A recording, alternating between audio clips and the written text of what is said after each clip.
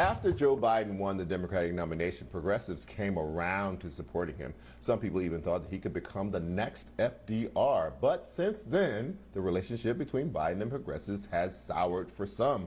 The president's inability so far to push through legislation on key issues like voting rights, climate change, and a social spending plan that has been largely stopped has been disappointing.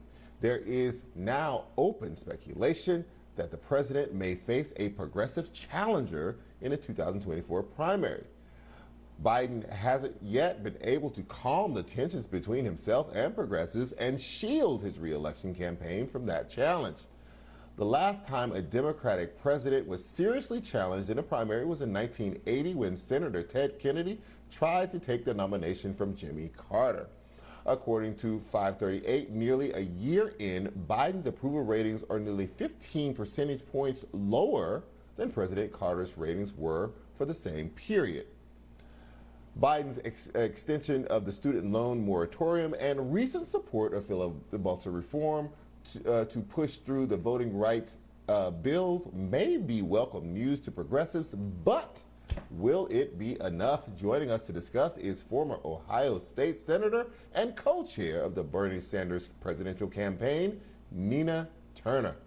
So Nina, according to Politico, when asked if there should be a challenger of President Biden by a progressive in 2024, you said without a doubt. Why? What's happening here, I mean, before we even get to 2024, we got to just stay in the parking lot for a minute, Charles, on 2022.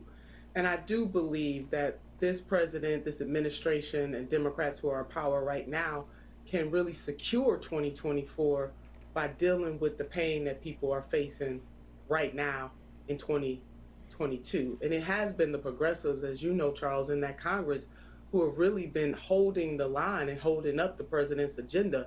We know that the squad was absolutely correct when they said do not pass the infrastructure without passing Build Back Better. So if, in fact, the president and the leaders of Congress actually deliver to change the material conditions of people right in this moment, there will be no worries about 2024. So are you saying that, if the things that are on the table basically in the Senate, because they've mostly been passed out of the House, in the Senate get passed, get to the president's desk, and he signs them, then there will be no challenge. You will not encourage a challenger in 2024. But if they don't make it to the president's desk and get signed, you would then encourage a challenger. Well, I'm not encouraging a challenge. What I am encouraging is for Democrats to use the power that they have right now in real time to bring some relief to the American people, for the president, for the administration, for the Congress to uphold the things that they ran on. I mean, Charles, for example, people need paid family leave right now. We know that people are sick. They get mixed messages from the CDC about how long they should stay out of work. Can they go to work back immediately, led by corporatists? The working class people of this country need relief, so they need paid family leave. The president can sign an executive order right now and relieve student debt. 45 million, either 45 to 47 million people would get relief, and it has both a class and a caste component because we know that Black women hold the largest amount of student debt in the United States. So there are so many things that could be done right in this moment to alleviate any need for anything to change in terms of progressives. And I don't really think it's just progressives, Charles. I mean, when we look at the poll after poll shows that the American people, no matter how they label themselves, they want minimum wage to increase. They want paid family medical leave. They want pharmaceutical drugs to be less expensive. They want to secure a future for their children. They want us to do something about climate chaos. That is the will of the American people, and Democrats have the power to do that right now. So I just want us to park right now in 2022 and for Democrats to do what they have the power to do right now. And my God, do away with the filibuster so that people will have access to the ballot box right now before we even get to 2024. Right, but you just went through the list of the things that progressives want the administration and the Congress to do. But there's also a matching list of reasons or indications that they may not get there, right? So Biden has kicked the can down the road several times on the idea of student loan debt. He's just basically extended the period before you have to start repaying it. He asked the Department of Education to give him a memo whether or not he has the authority to cancel that debt by executive order. He has yet to tell us what is even in that memo. They gave it back to him the same month he asked for it. So there's no indication he's going to do that. Manchin has basically said again today that it's going to be a hard climb for him to get to a carve out, not even getting rid of the filibuster, but just a carve out on voting rights on the filibuster. So, and Manchin stands also in the way of this Build Back Better thing, and basically also said today that, we're not even talking about that anymore because there's no movement on that anymore, and also said that he is not in negotiations, although there were reports yesterday that he was in negotiations with the president and the White House on this issue. So I understand you're saying, focus on 2022, and there's this list of things they can and should do, but there is also a list of obstacles that do not seem to be getting out of the way for that list. And so what do you think is going to happen here? Because, traditionally, historically, the party out of power has an advantage going into a midterms. It is very likely that Republicans will take back the House, and which none of this would get done. Well, Charles, the Democrats have an opportunity here, which is to pass an agenda, and everything you laid out. They need to pass an agenda that speaks to the needs of the people.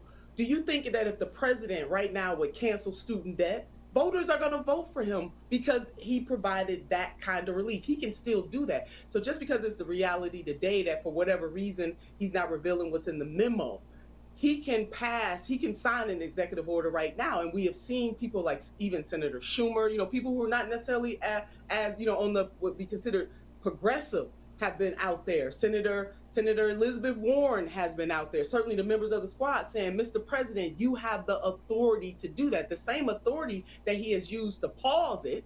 And it is because people were pushing that it even got extended to May. Because you remember, there was a point where they said, oh no, you're gonna have to start repaying that back in February. But it is because of the push of the progressive movement and also some leaders in that Congress that now we have it until May. So to me, the moral of the story is that people must keep pushing. They must have the courage to ask for more. And this president must stand up for his agenda. It has been the progressives who have been holding up his agenda even more, and Manchin and Sinema and others like them, because they're not the only ones. And I do agree with Teslin Figueroa, one of the commentators on this network, who makes it very clear that it's not just those two, Charles, holding up the agenda. There are other people holding up the president's agenda. So the president is going to have to be willing to fight like hell for his own agenda. And then voters will vote back in. Democrats, and 2024, as I said, will take care of itself. But it won't happen, Charles,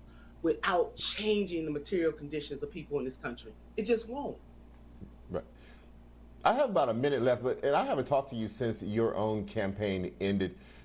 You have slammed the role of corporatist in your loss to Shontel Brown in your race. What did you mean by that? That the corporatist wing of the Democratic Party has no problem with trying to crush progressives. I'm still here and I'm not going anywhere. But even if you look at races like India Walton in Buffalo, Charles, where she actually won her primary, and then corporatist Democrats thwarted her in the general. She didn't run against a Republican. She ran against another Democrat in the general.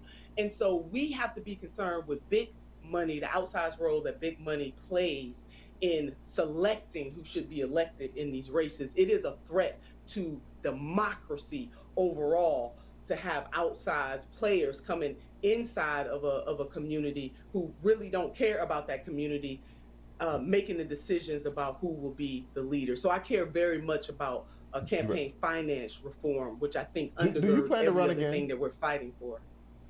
Charles, we'll see. I have been saying, and I'm going to say here with you tonight, that I am keeping all options open. I live in the poorest big city in the country right now, and people need a fighter. They need a champion. They need leaders who have the courage to ask for more. That is definitely not a no, and very, very, very close to a yes. Nina Turner, thank you so much for joining us tonight. I really appreciate it.